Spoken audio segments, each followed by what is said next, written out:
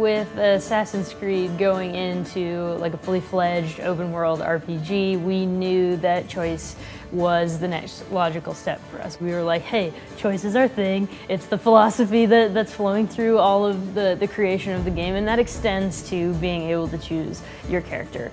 It extends to naval and how you're going to customize your ship, how you're going to play with your ship, who you're going to recruit for your ship. And then you can make a choice about the way you're going to approach quests. It had to be everywhere or nowhere at all in terms of how we were looking at making things. So yes, the narrative will lead to different conclusions, but if you go off the beaten path, you will be surprised and you will have to make choices, sometimes dire, sometimes not. So yes, we want to give that autonomy to the player. You can choose if you're going to help the Athenians dominate the Greek world or the Spartans, and you can change your choice in that playthrough as well. We wanted to approach the combat in a way that gave the player more options, more customization, more ability to have choice in the way that they approach every combat situation.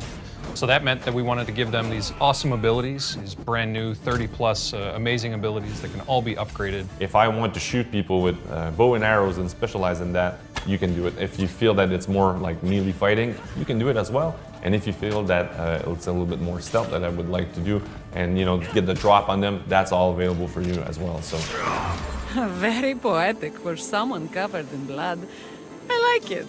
The romancing, we have a handful of characters that we can romance. They don't necessarily intertwine with the bigger picture, so they're much more regional content stories or a little bit more for fun. When we set out to make the story in Assassin's Creed Odyssey, we knew that we were going to have multiple endings. Now, for us, it meant making a series of choices through a series of quests that would impact the ending, and not just be multiple endings based on one decision you make at the end, which sometimes other games fall prey to.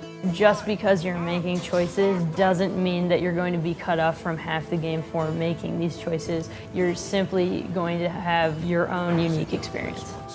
Something that I really like about our game is the variation of tones. I never thought Poseidon's anger would be too much for the mighty Cassandra's stomach. You can be a little bit more of a traditional compassionate hero, but you can also call people on their bullshit in the game. Somebody's coming to you with a much more down-to-earth, easy quest like somebody stole my vase or something. So your character can say, dude, who do I look like? Like somebody's gonna get vases, like I'm destroying armies, Well, when the player feels that he can say that, we try to put that in the word of the character as a choice as well. So dude, the fuck I look like, so that you can get that a little bit more in the game. You can't do it every time, but how do I feel about saying something here?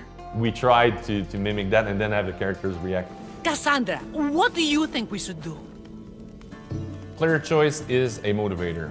It connects you with what you're doing. The game is talking to me and I need to respond to that. So the player choices are felt in dialogues, but they're also felt in the world. So in the play style that I'm going to choose in the game, the mix and matching of the abilities, who I want to interact with, Sparta, Athens, what do I want to do as a player? You decide and it's your choice to do it.